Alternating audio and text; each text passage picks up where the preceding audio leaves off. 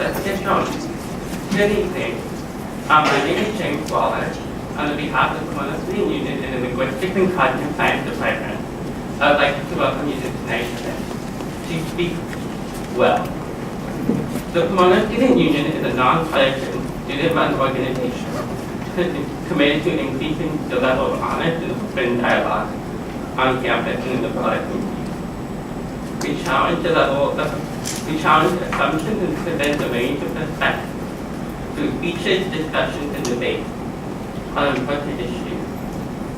By presenting speakers with varying perspectives, we strive to engage critical thinking and promote intellectual diversity. In doing so, we hope to encourage further conversation and to push ourselves to ask the difficult questions. The PSU does not endorse or support the viewpoints of any of the speakers at tonight's event.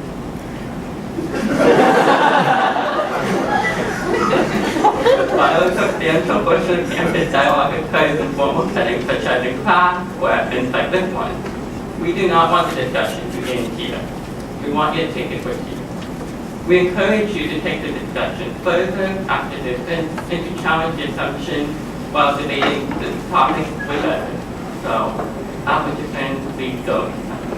For more information about the PSU and our upcoming events, as well as to sign up on a mailing list, please visit our website, psu.pomona.edu. You can also like us on Facebook and follow us on Twitter at PSU_. Now, for this event, ask anyone in the United States and they will likely have some idea of what is good English and what is bad English.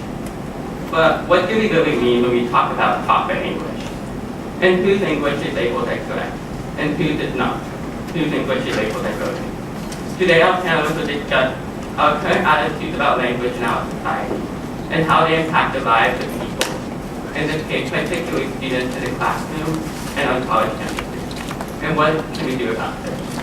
Tonight we are joined by speakers Dr. Walt Wolfram, Dr. Sharkey Polly, and the panel will be talking by Simon Fox.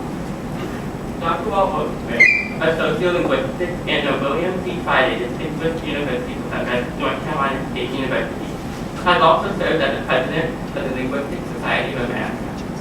He is very well known for his work in sociolinguistics, particularly with African American English and Latino English. Dr. Sharkey Polly is the director of the Center for Culturally Responsive Teaching and Learning, an organization aimed at educating educators and organizations on cultural responsiveness when working with marginalized communities, particularly linguistically marginalized communities of color. Dr. Polly co-founded the Culture and Language Academy of Success, a kindergarten to 8th grade independent prep school that focuses on culturally responsive pedagogy as its primary approach. He has published several books, most recently, The Will to Teach, and is currently working on a book called Proud to Be Different, Celebration of Ethnicity in Charter Schools. Dr. Simon Fox is a linguistics professor here at Pittsburgh College, who is joining us as our moderator. Please join me in welcoming tonight's speakers.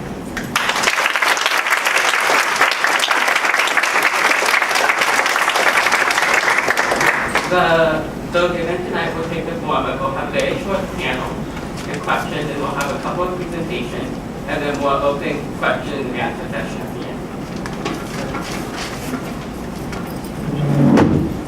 Thank you for coming out tonight. I thought we would begin, since I'm sure many of you are not linguists and have not taken classes in linguistics, with some basic questions that are important to the issues that we're going to be discussing. And I think the first one that we should address is what James raised, the question of what is proper English, what is bad English, what is broken English. When we hear those terms in society, what does that mean exactly?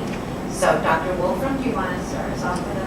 Yeah, I'll keep it relatively brief. Actually, those terms are reflections of what we refer to as the principle of linguistic subordination, which is terms related to correctness, rightness, grammaticality, and so forth are embedded in political positions in which those who are dominant in culture view the language of those who are oppressed and attribute to those people the same attributes to their language. So from my standpoint, don't get me wrong, linguists don't think that anything is right, not at all.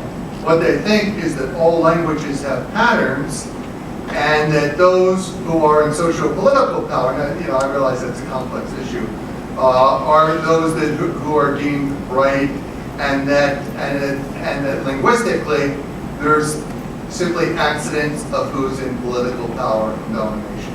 So my answer is that it's totally politically defined. Dr. Hawley, would you like to add anything on to that? Sure. Speaking as a non-linguist, someone who educates teachers in the great work of Walt Wolfram and others, I give 3 what I call linguistic absolutes, which basically just sums up what he just said, which we say that all language is good in the sense that there is no such thing as improper, bad, incorrect.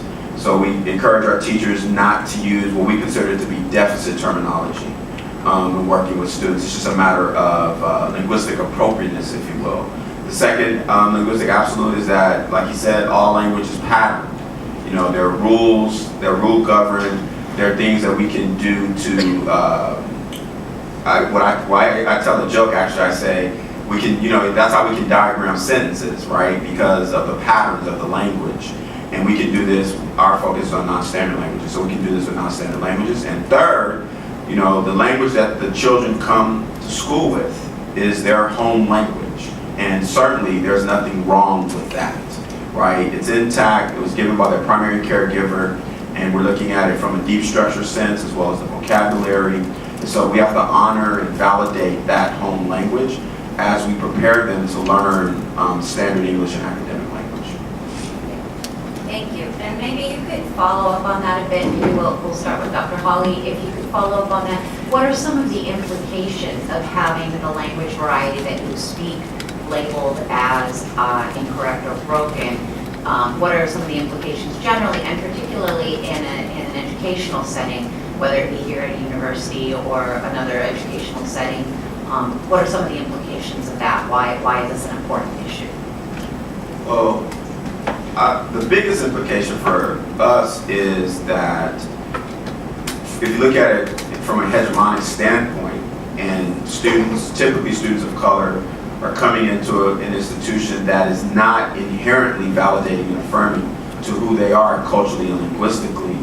So what happens when they are linguistically dissed, if you will, by being told, you speak, that's incorrect, that's improper, it just simply reinforces the hegemonic perspective.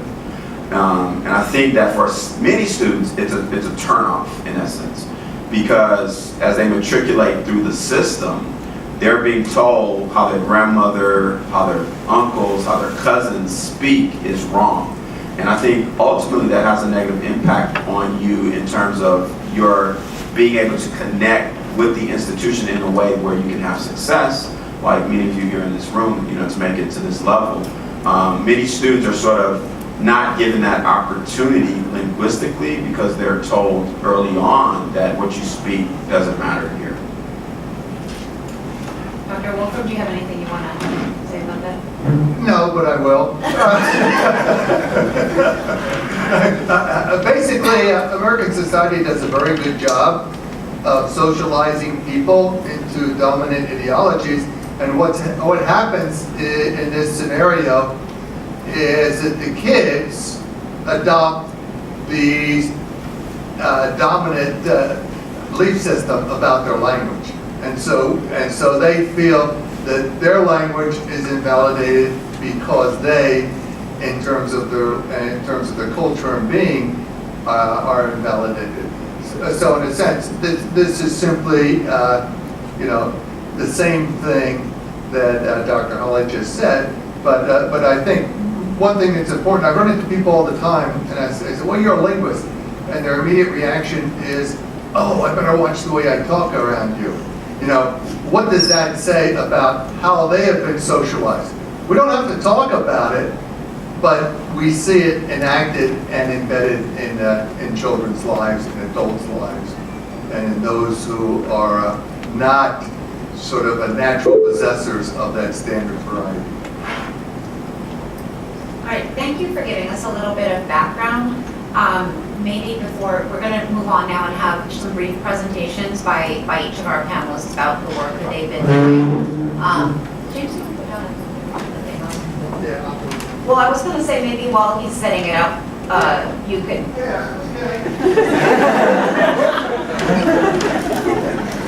One of the reasons I like inviting Dr. Wolf from places is that there's always little surprises. If he comes out in some sort of exotic costume now, I'm not responsible. Yeah. So I know you're not where the microphones are, but while that's the projector's coming up to speed, do you want to just give us a brief introduction about the program? Tell us what it is we're going to see. Oh, yeah. Actually, this is kind of an action message, okay? So my point is, I don't want you to just go out of here and think, ooh, that was an interesting or uninteresting presentation. I want you to go out and say, this is something that we need to add to the diversity canon at all of the colleges involved in the consortium. And it's titled Educating the Educated, Language Diversity in the Campus Backyard. And you'll see where I'm going in a second. Here's the reality of our college situation. Academics, people like me and Carmen and so forth, are seen as gatekeepers, guardians, authorities in the use of language. All the time I get people, sir, I'm interested, you're in the English department, I have a question, what is correct, you know? And I'll get telephone calls like that, because we're considered to provide models for students. Here's the reality, however. The academy is flawed. And attitudes and behaviors about language are not, and language diversity, are not trivial or incidental. So I want to tell you they affect how students view their lives in campus. They affect how professors view their students, and it's part of what takes place on university campuses. So what I want to tell you about is a little initiative that we have incorporated at our university that I think every university should have. And it starts with this supposition, which is stated rather elegantly by Rosina Libby Green. Discrimination based on language variation is so common and accepted, so widely perceived as appropriate that it must be seen as the last backdoor to discrimination. I'm not sure if it's the last, but and the door stands wide open. And the campus community is not exempt. That's the point that I'm trying to make. In fact, the university campus may be a primary site of reproducing majority culture linguistic subordination. All right, and that's why I think my point here is at the end of this, I want you to go out and say, we need a regular program in our diversity office that includes language along with the other behaviors. So a year ago, one of my prize students did a dissertation. People from the hills of North Carolina, and she asked them, how do you feel about the way you speak? And then she measured their vowels, and she did all kinds of description of their own language. And she came up with the fact that actually this stuff really affects students' perception of their instructors, where they belong on campus, and that led us to this supposition that basically we are concerned about other kinds of diversity, whether they're sexual orientation, religious affiliation, gender, and so forth. But where in our diversity programs is language diversity, okay? So here are the sorts of comments we hear from students on our campus, okay? Sometimes they think that people might think that I'm not educated because of it. Just because I have this accent, you hear a country accent, and so you think hillbilly, and then hillbilly, no education. So I just think it's just a social norm, the way we think. In our halls of reflection, I was giving the first university talk on language diversity, and a week before, this is what I heard in a conversation between two students. I think they were flirting. So one guy says to a woman, he said, you know, Asians have weird accents. They use sounds that don't exist. And she says, yeah, that's true. You know, that's why I think they were flirting. Because she was agreeing with what he said. But it's sort of like, what does that say about the language of Asians, you know? And they were fine with it, and I went on, and then, of course, put it into my color. Okay, but it gets, but of course it gets more dramatic. Okay, so we've got a lot of visibility because of our programs and so forth. And I'm talking to a sociologist, and we just have a big article about our research in the Raleigh community and how its Southern speech is changing and so forth. And I see a sociology professor, he says, whoa, I read the article in the newspaper, and that's not how older people from Raleigh talk. Not if they're educated, all right? So what is she indicating? She's dismissing. I mean, she hasn't measured all of the 10,000 vowel tokens that we have, you know. She hasn't looked at the data, but she is an authority, and so she can dismiss. And if you'll notice, it's really an underlying tone of language ideology. Okay, so here is what this research found with our students. That basically, course participation is affected by the perception of vernacular dialect, how comfortable people feel talking and so forth. Vernacular dialect has an effect on social academic settings so that they need to prove intelligence, overcome stereotypes, and that college experience just heightens their awareness of the language stigmatization that they bring from their local community. Here's one thing that was a bit surprising, but when you think about it, maybe it wasn't. That experience in different departments in colleges vary, but they're not aligned with associated socio-political ideology. So if you know anything about college campuses, basically the hard physical sciences tend to be more conservative politically, if you look at university campuses. The humanities and social sciences tend to be more liberal.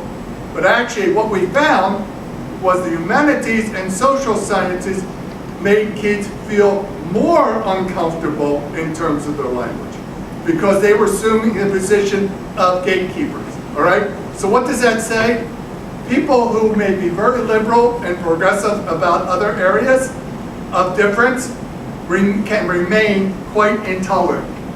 And that actually a sense of belonging and where kids fit in college is in fact affected by how they speak and how those around them view them.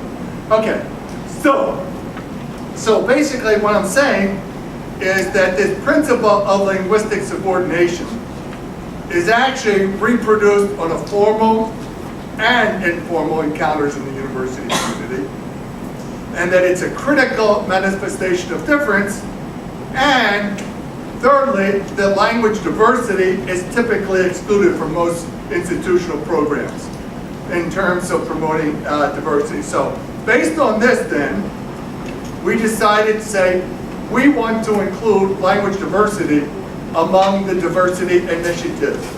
So basically, we looked at the initiatives of all of our diversity office and our diversity programs, and then we said, we are going to incorporate language diversity. So basically, we have programs that are designed to raise awareness of students, faculty, staff, ranging from, you know, the highest offices to the maintenance staff and so forth. And so what we're trying to do is raise all of these levels of awareness. It's interdisciplinary in the sense that those of the team are not just linguists, they're research people, they're educators, they're staff and so forth. And then we have all of these resources. Okay, so for example, one of the things that we do, and I'll just play you a couple of minutes to show this, so that every student, if you go to, I don't know, when you were a freshman, how many days of orientation did you do? 9. Okay, it seemed longer than it was. Did you ever hear anything about language diversity? No, okay. So all of our students, all of our new staff, all of our faculty now are played a video about language diversity that includes all of these. So for example, I'll just play you a little so you get an idea of what that looks like.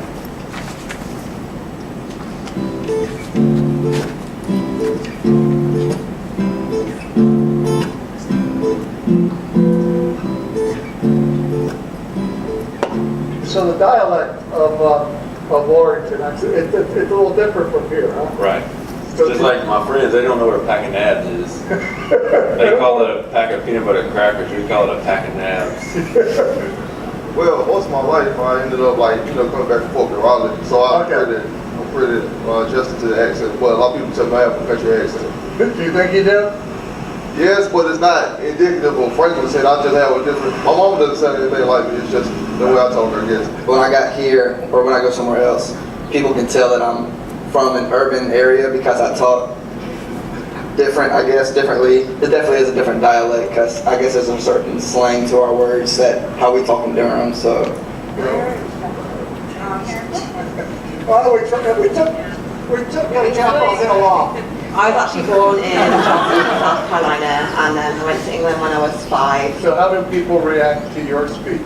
They don't understand why I don't sound like I'm from here, even though I'm technically from here and that kind of stuff. There's quite a good mix of different dialects, you know. But nobody who speaks the Ocracoke. I believe so just stop me there. So we actually just went out on campus and said, put a pin on where you're from, and then let's talk about sort of your reaction to your. And so we built that, and then we interviewed staff, and then to get down to the end a little, okay. So. You know, sound like a stereotypical Southern person, but they still attend the top university, and I mean, I guess they're still excelling. So Yeah. definitely, I guess it breaks the stereotype or says that like, you know, even if we are country or we're a farming school, like we're the top. We are intelligent, so we're proud of that.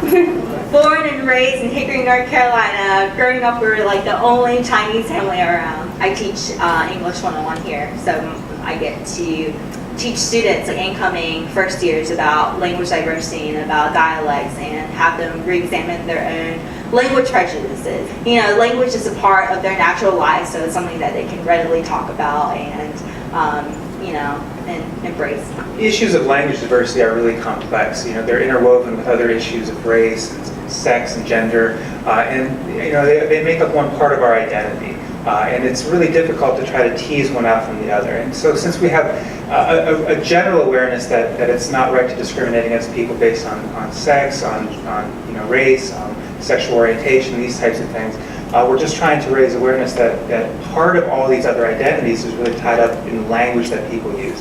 And when we do discriminate against people based on their language, we're also discriminating based on their sex, their gender, their ethnicity, etc. We're proud that we have students from all 100 counties in the state, and we're equally proud that we have students from 53 different states and territories in America, and we have students from 119 different countries. So literally, you can walk across this campus and experience a myriad of dialects. Where else would you find this many people from so many different places in one little spot? Where finding the natives is hard. Yes, it's very hard to find the natives.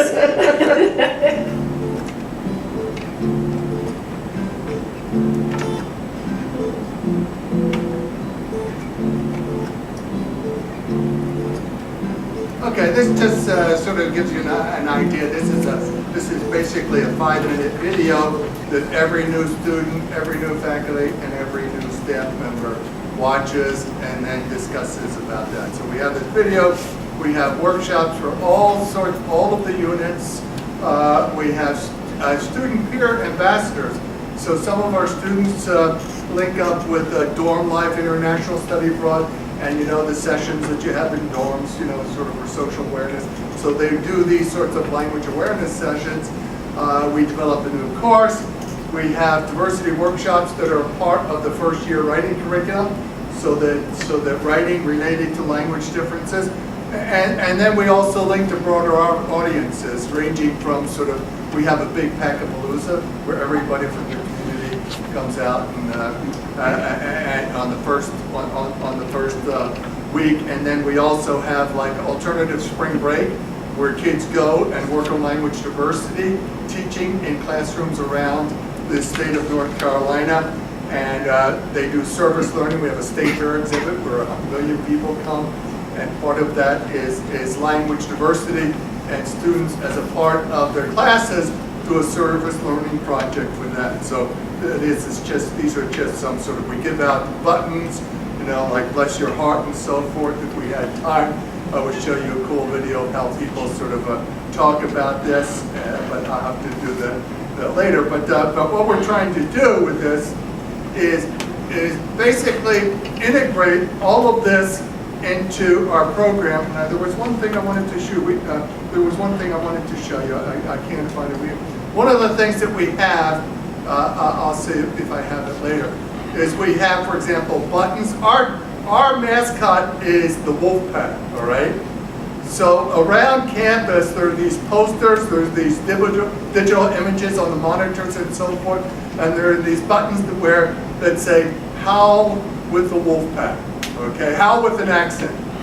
So basically what we're trying to do is diffuse the entire university community with an awareness of language diversity and its role in university life.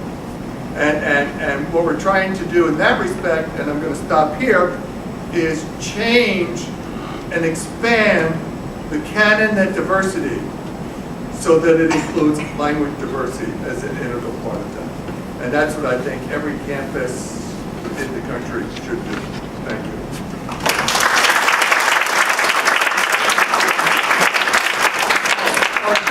This, for example, is our poster and our button. So you can see, so do you hear that post and the pin and the button there, which we've given away like thousands of, how with an accent to celebrate language diversity. And that's what I'd like to see every university, including your consortium, do to embrace this diversity along with those in the traditional canon. Thanks.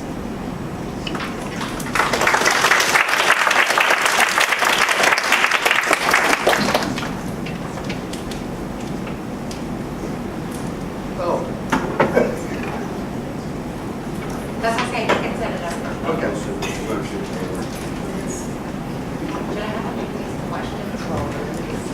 Yeah, actually, Well, could you take some questions maybe? I'd be happy to take a question while he's setting up. Do you have any questions? Yeah. What was the hardest part of implementing this program? The hardest part was convincing every level of administration that they needed this component as a part of their training. So basically, we would have to go to the head units, that the advisory group that ran sort of like the staff and so forth, and say this is why this is important. But actually, once we got in the door, they sort of saw it. They had never just thought about it. And so now we have sort of we suffer from our richness. So our students and I are constantly doing workshops for all of these groups because Ed is basically, we pinpointed all of the organizational units and went and made contacts. That's why we call it a sort of diffusion campus model. Yeah. You talked about like differences in acceptance or like exclusiveness of language diversity between like the sciences and like the humanities and social sciences. And I'm a science major, and I've like spent a lot of time writing in like the science vernacular, and it seems very particular to me. And I was wondering how that plays into how departments or institutions are with language diversity. Well, I think there are a couple of things going on here. First of all, there tend to be a lot more focus on the sciences rather than presentation, and so there is sort of a genre that people use. But by the same token, students are also exposed to more international students, They're exposed to sort of students from around the state who are more representative of rural and different dialect areas. And humanities and social sciences feel more responsible for the presentation in terms of the language of the students. You know, so an English professor is upset if you don't write standard English. But what happens is, in the process of that, they turn out to be more judgmental and make students feel more marginalized in their classrooms. So that's that's kind of our explanation. But it also shows that that we can't simply assume that you know, inclusiveness is expanded to other areas that we haven't thought about, and that's our concern. And so actually our programs are more concerned about the effect on humanities and social sciences than they are in the hard sciences. Yeah. Are you focusing mainly on dialect differences, or are you also looking at the kinds of things John Gumper's looked at in crosstalk, intonation patterns, ideas about appropriate ways to act in different situations, like a job interview, that kind of thing? Yeah, well, actually, what we have now is it's not In dialects. So those are the 4 major non-standards. Sorry. Okay. It's like he was saying. Actually, we're not anti-standard English. What we are is sort of the power differential that describes all of these sort of values to standard English that actually derive from social position.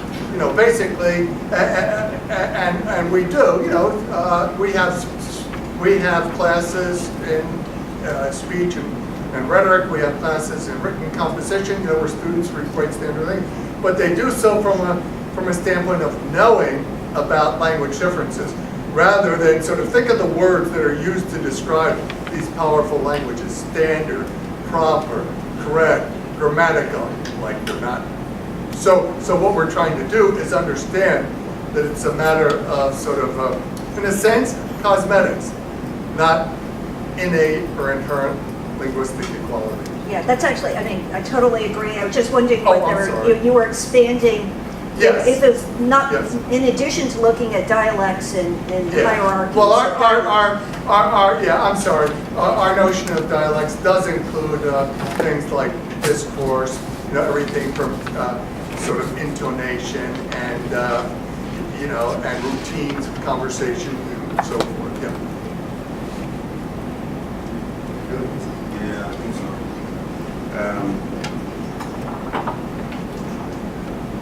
Their languages. Most of our students come from homes that speak a Black English or African American language, so we focus on it as a home language. Some of our students come from homes that speak Spanish, so that would be their home language.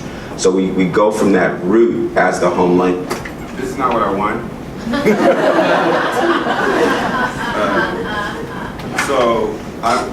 So just to give you a little context here, I'm trying to get to the menu. That's what I'm trying to, because I wanted to show you a classroom clip.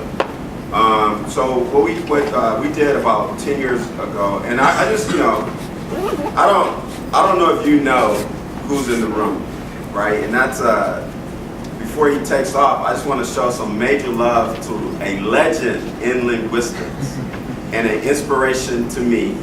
And I'm from Los Angeles, and if you're from LA, you're not really trying to hurry out to Pomona. Y'all know that, right? I'm just keeping it real, right? But when I heard that Dr. Wolfram was going to be here, I said, I'm there, no matter what time it is, at midnight. So he has to take off to catch a flight. But will you help me just show him some love?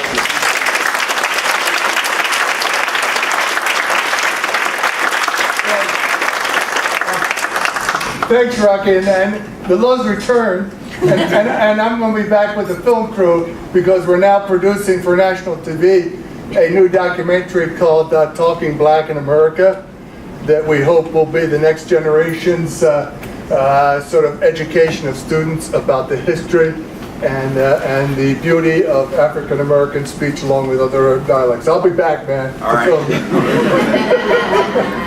So we opened a charter school called Cultural Language Academy of Success 10 years ago, and it was meant to be a laboratory school just to show that this approach could work, this approach of validation affirmation could work.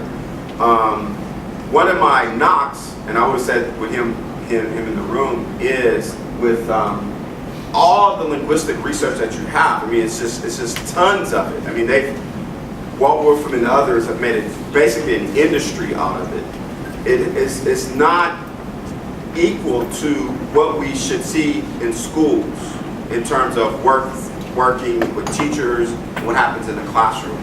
So my inspiration, just in terms of my doctoral work, was to take the great stuff that they were doing in the research, validating, and bring it to the classroom. So we opened up this school to kind of oh yeah, cool. Yeah, there we go. Right, just go to the chapter there.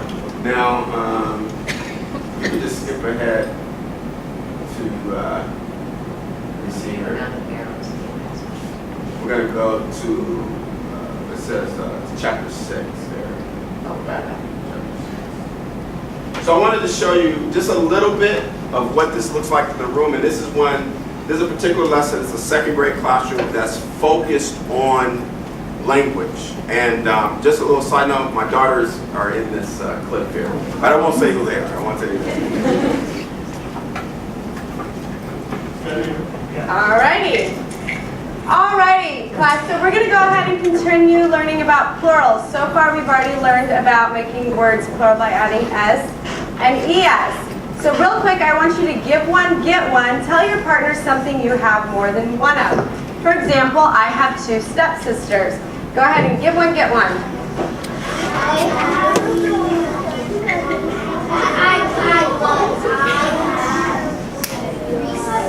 When you're done, put your eyes back on me.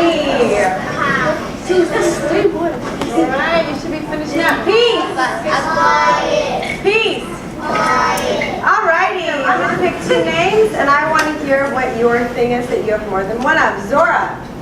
I have 3 sisters. Excellent. Naz. I have more than one brother. You have more than one brother. How many brothers do you have? 6 brothers. All right. So you caught me on a lesson where I was teaching how to make words plural that end in Y. So we focused on that, taught them the 2 rules for that. We also reviewed adding S and ES, and then tied in the home language part. On how to make words that end in Y plural. When do we write plurals? When we're working on our narratives, we often need to write plurals.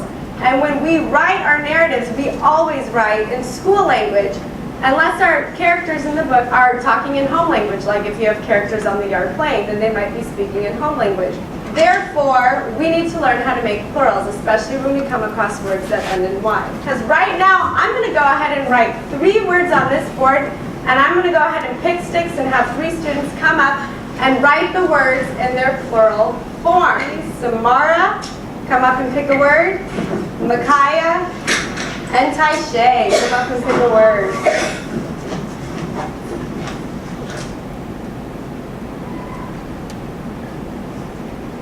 Right here, Samara, we explained to the class what you did. I erased the S and got IES. You erased the what?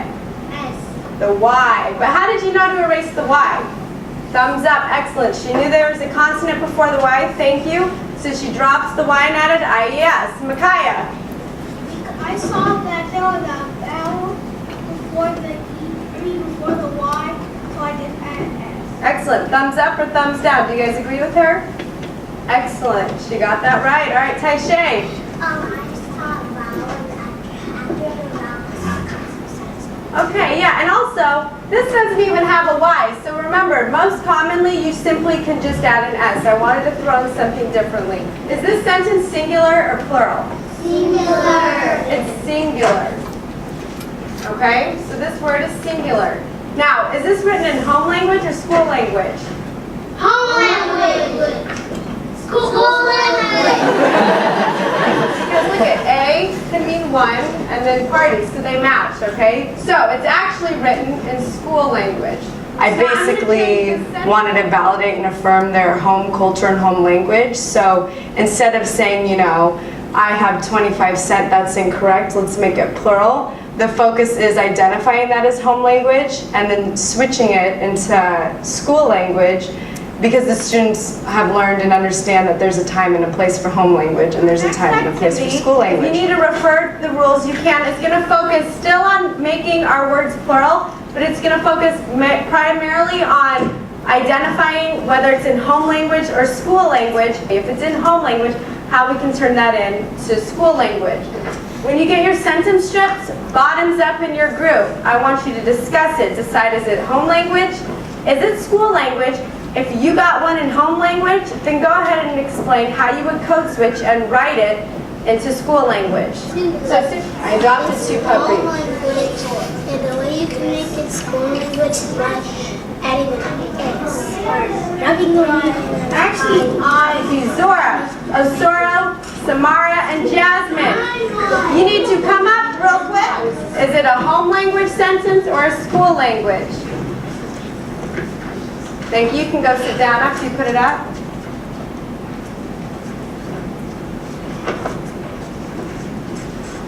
Home language. Thumbs up if you guys agree. In the home language category, we've got I adopted 2 puppy.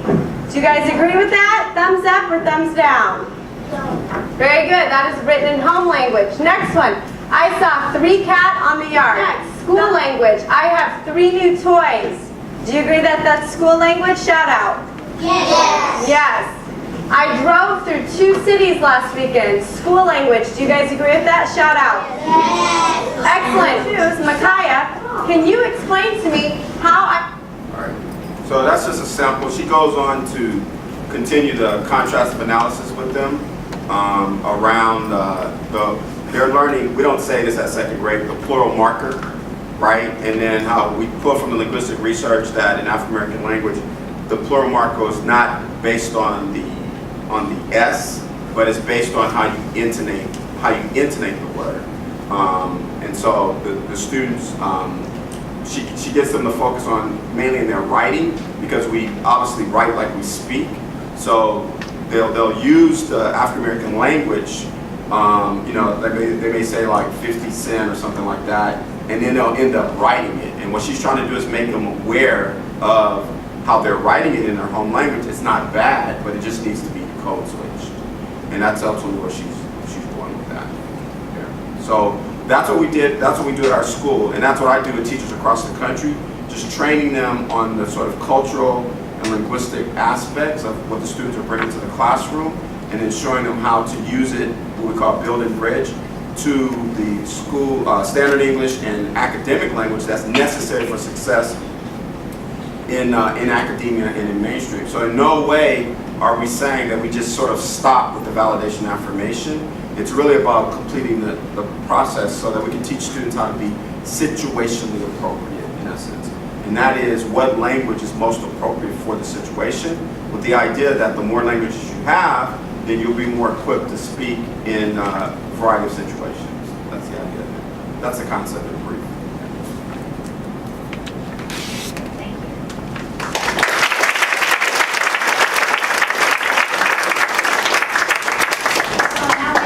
Go back to the panel format, even though we lost one of our panelists due to airplane considerations.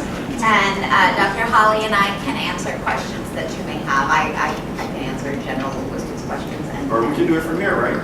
Okay. Is that okay? Yeah. Is that okay? It's fine with me. Yeah. Okay. Yes.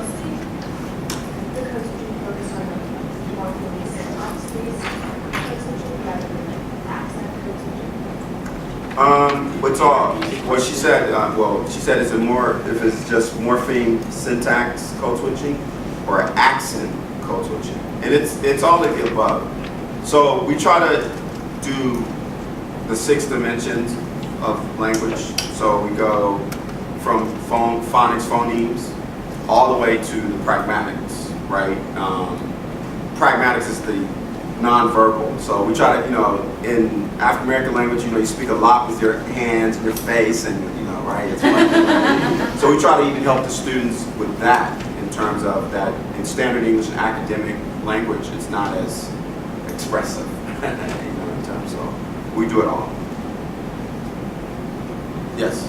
Do you train your teachers? So you said you do this all over the nation? Yes. So do you train your teachers in the specific linguistic aspects of the kids' home languages? Like, do the teachers know, okay, most of our students are speaking this language at home and that's how I'll address it?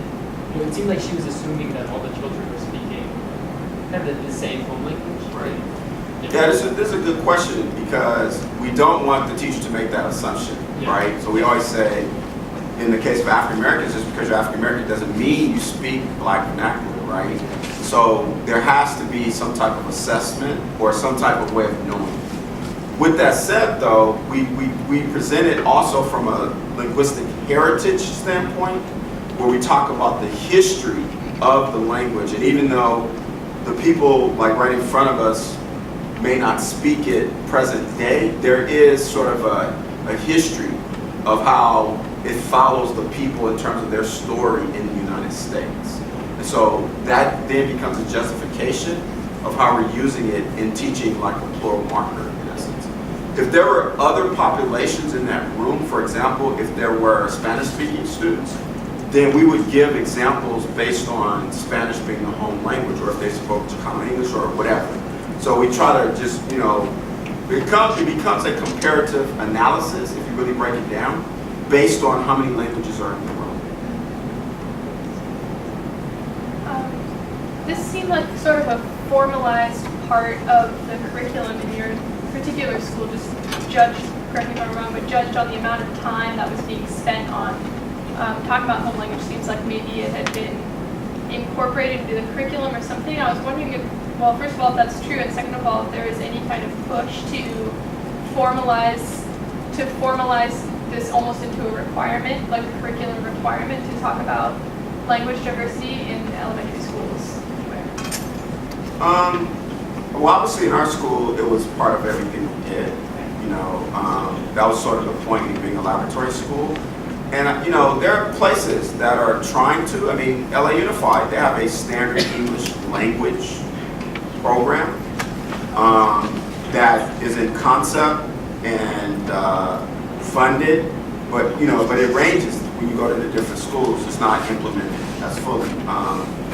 There are other places around the country, you know, Atlanta, of course, North Carolina, where Waltz, you know, so there are different places around. But in terms of institutional acceptance, no, I would say, you know, that has not occurred yet. You know, that's what we're all fighting for. That's what we're all striving for. That's what we're trying to, you know, and that's what it was funny why, because I was surprised. He said, no, I want to see this through.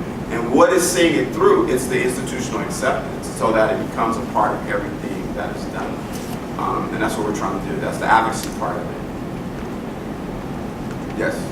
Have you started or considered starting, instead of just like teaching these predominantly African American or Chicano, the home versus school language, but going to the other side of the dialogue and perhaps teaching other students like what other families might consider home language, so it's kind of bridging the dialogue, and it's not just letting the responsibility on one side of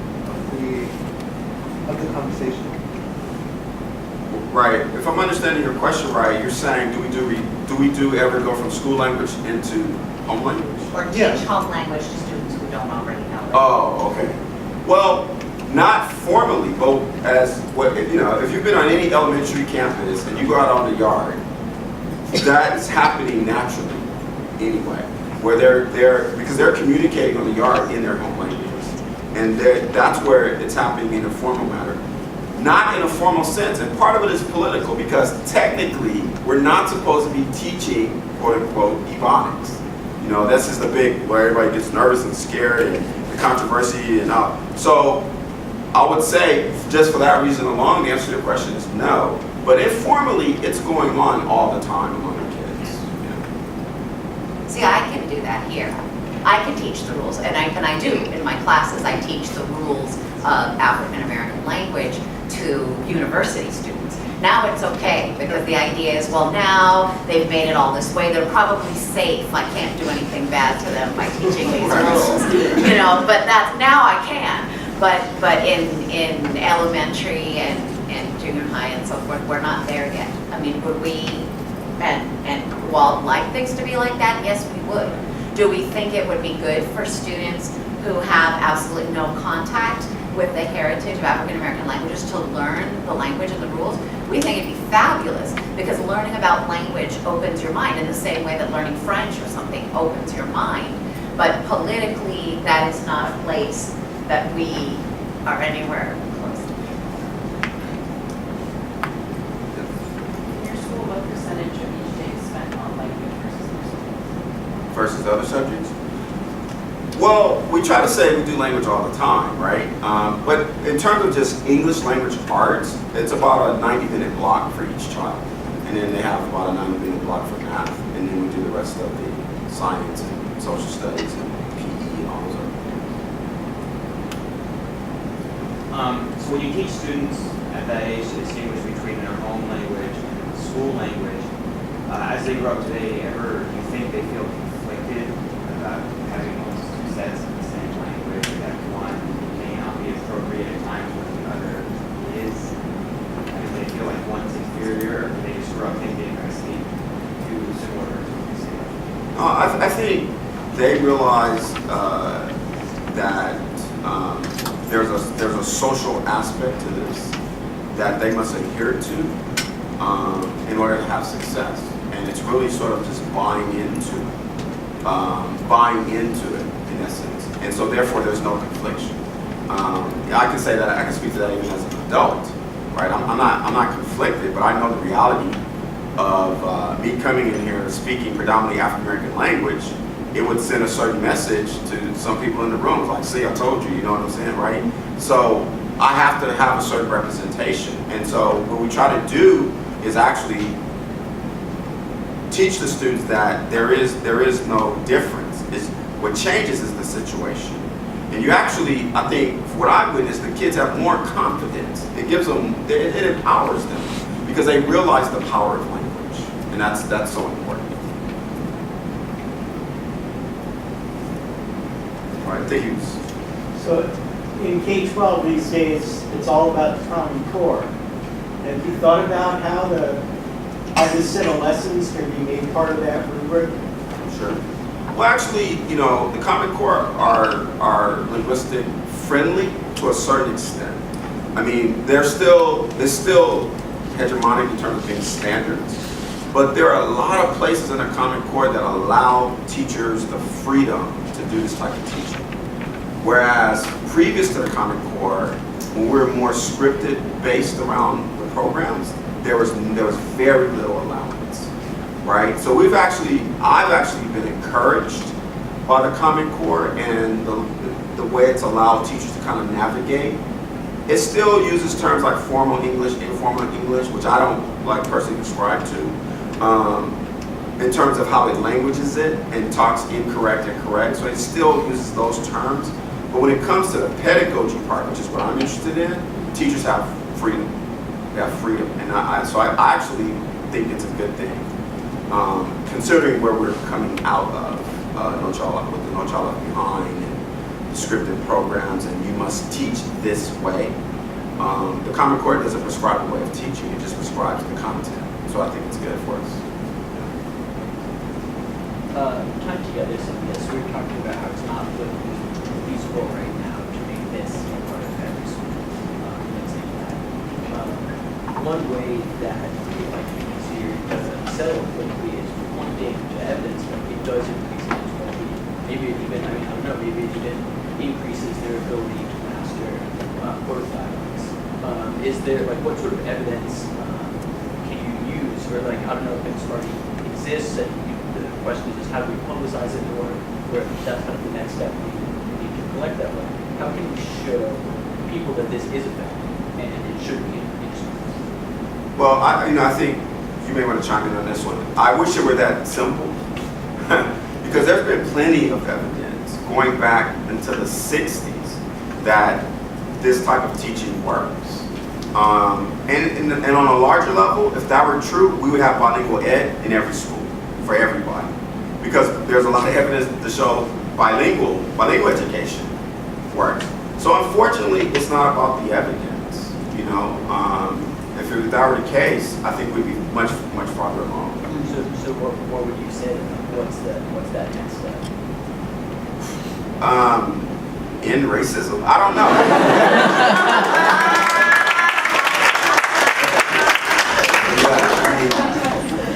You know, I think, and again, you know, Carmen can speak. I think for me, there's an irony because the deeper, more involved you get, the more cynical you become, because you realize that it's just on that larger level around what Wallace Cummings is talking about, the dominant ideology, and that's ultimately what we're up against. No, I mean, just to reinforce, in answer to your first question, there's a ton of evidence, lots and lots of linguistic research showing that this is helpful, and it's not only helpful, it's tremendously, you know, good for the kids, and they advance very quickly.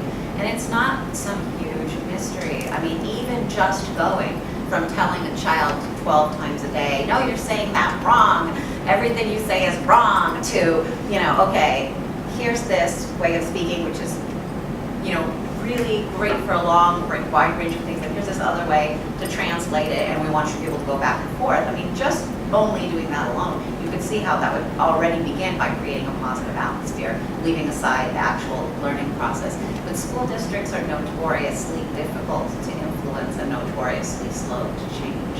And there's all sorts of concerns that, I mean, it's just what you said, you know, you start to get kind of cynical because so many of the concerns have nothing to do with education, certainly nothing to do with children and what's good for them, and there's all this political stuff going on. So it gets very frustrating. But I think, you know, the more of these little inroads that people are making here and there in different districts, the more young kids that grow up with this view. And I think, going back to what was said before, I think it's really important that this education reach kids who do come to the school system with a standard variety as their home language, that they understand it too. They really need to know that this other system is governed by rules, and I think, you know, more of that's important. Yeah, I was going to add that I think what I normally say to my audiences is this: until the dominant culture has to code switch for success, we won't have true diversity. So when you think about it like that, most people go, that ain't gonna happen. And if you think about it, if your success here was based on you being able to speak a different dialect, to write in a different dialect, to take on another cultural behavior, and your success was determined on it, then I think we're gonna get change. And then I think about the famous Martin Luther King quote where he talked about racism, you know, it's a disease in essence. That's how we have to treat it. It's an illness. And so I think about that quote, right? And I say, well, in a way, it's an incurable disease. But we've made some inroads with incurable diseases, you know, with cancer and heart disease and things like that. And I see, like she said, the little inroads. I see that as the little gains that we made. We haven't solved it, but we're giving people things that they can do to lessen it. Yes. In the other presentation, you talked about how language diversity can also reflect gender and sexual orientation diversity, and I was wondering how that could fit into the classroom model that you're showing. Right. Well, that was more, I guess, at the university level, but for us, it fits more into a cultural dynamic. So we talk about the variety of cultures that are in the room, and those are sexual orientation, gender, and certainly language fits into that. We don't explicitly make those connections in terms of linguistics. We keep it more in the general cultural level so that teachers recognize that there are these cultural differences in your room way beyond race, in essence, that you have to be responsive to, and then that then links to the language part. Language links to everything, right? So the obvious